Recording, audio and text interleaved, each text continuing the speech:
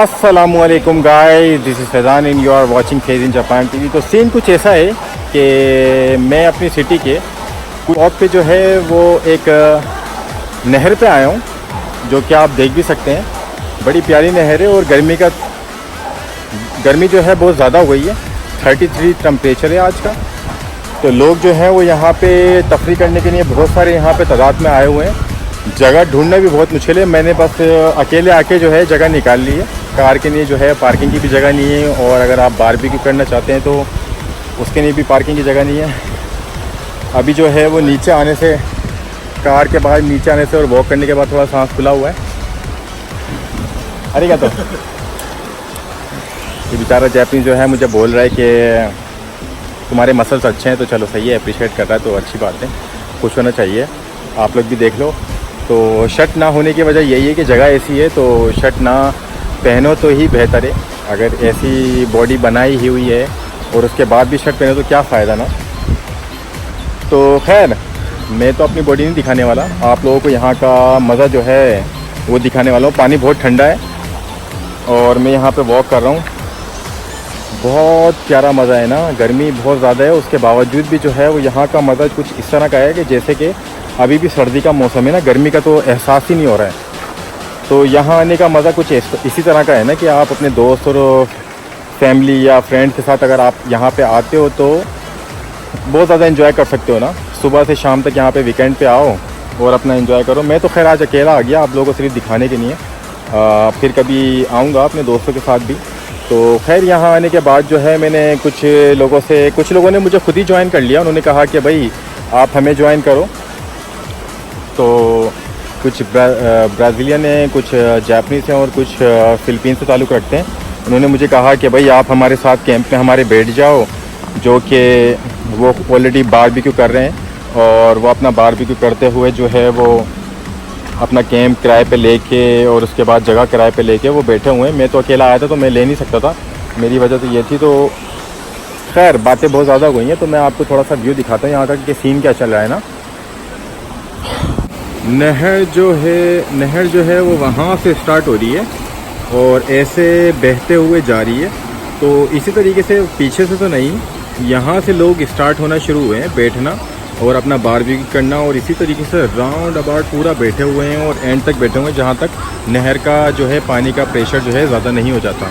तो तकरीबन बैठे हुए हैं। मैं सिर्फ स्टार्ट में यहाँ पे आया हूँ और सूरज निकल रहा है, जा रहा है, मौसम कुछ ऐसा ही है और गर्मी का टेम्परेचर जो है वो 33 है, बहुत ज़्यादा गर्मी है। लेकिन यहाँ पे आने के बाद जो है कुछ भी ऐसा एहसास नहीं हो रहा कि गर्मी है। तो लोग अपना मज़ा कर रहे हैं जो जिनको करना चाहिए। तो मैं तो अभी यहाँ आया हूँ और सुबह के अभी इस वक्त जो है वो 11 बज रहे हैं। मुझे भी जल्दी उठना पड़ा कि आपको कुछ ऐसा मंजर दिखा सकूं, क्योंकि यहाँ पे 5 बजे जो है वो सब बंद हो जाता है। तो सीन कुछ ऐसा है ना। चलो कंटिन्यू करता हूँ और आगे आप लोगों को क्या दिखाता हूँ।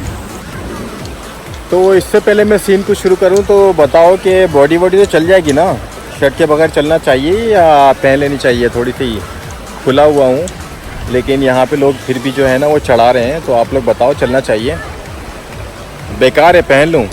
चलो सही है भाई। बात शुरू होते ही जो है ना वो ख़त्म कर दिया आप लोगों ने। इस तरह का चल रहा है, लोग अपना पानी का मज़ा उठा रहे हैं। जंगल के बीच में ठंडे ठंडे पानी में बारबेक्यू कर रहे हैं, नहा रहे हैं, एंजॉय कर रहे हैं, म्यूज़िक चल रहा है।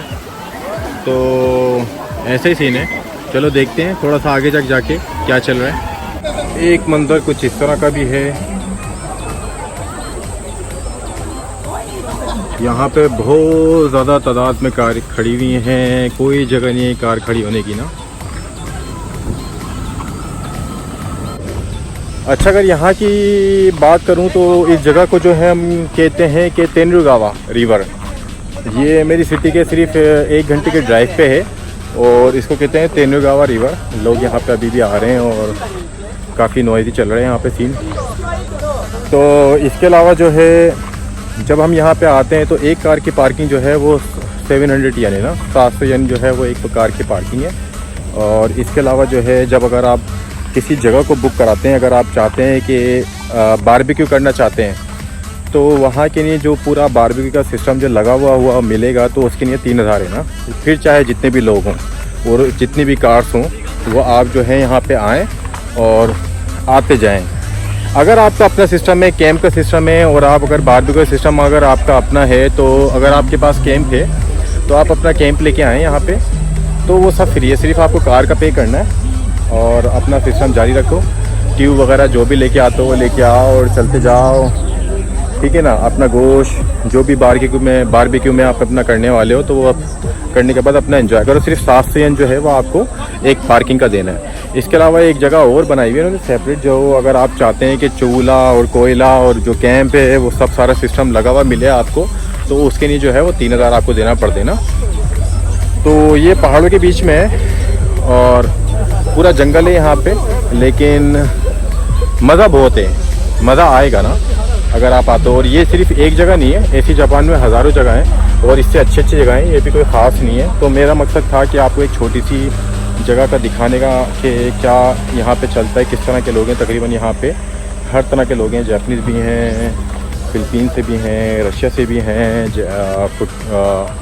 ब्राज़ील से भी हैं, तकरीबन सारे लोग हैं यहाँ पे और अपना एंजॉय कर रहे हैं। अगर आप एक कैंप को क्रॉस करके दूसरे कैंप पे जाते हैं तो जा सकते हैं, बस थोड़ा से मैनर्स को देखने की ज़रूरत है कि आप किसी के सामान को ऊपर से फैलांग के ना जाओ। बाकी तो खैर है ना, फिर तो आप जा सकते हो, ऐसा कोई मसला नहीं है। बाकी ड्रेसिंग का भी कोई मसला नहीं है और जो भी करना चाहो तो करो। तो ऐसा ही सीन है। चलो देखते हैं और आगे क्या चल रहा है। मेरा तो सांस खुल गया चलते चलते। यहाँ पे कैंपिंग कार आई हुई है, पूरा कैंप लगा सकते हैं यहाँ पे। जो अगर टाइमिंग की बात करूँ तो सुबह के 8 बजे से शाम के 7 बजे तक आप यहाँ पे अपना टाइम गुजार सकते हैं। तो कुछ आपकी मर्ज़ी है कि कितना टाइम गुजारते हैं यहाँ पे, ठीक है। तो कुछ इस तरह का है। वाटरफॉल जो है वो तकरीबन 10 मिनट की वॉक पे है। वाटरफॉल भी आपको मिल जाएगा, थोड़ी सी वॉक करना पड़ेगी।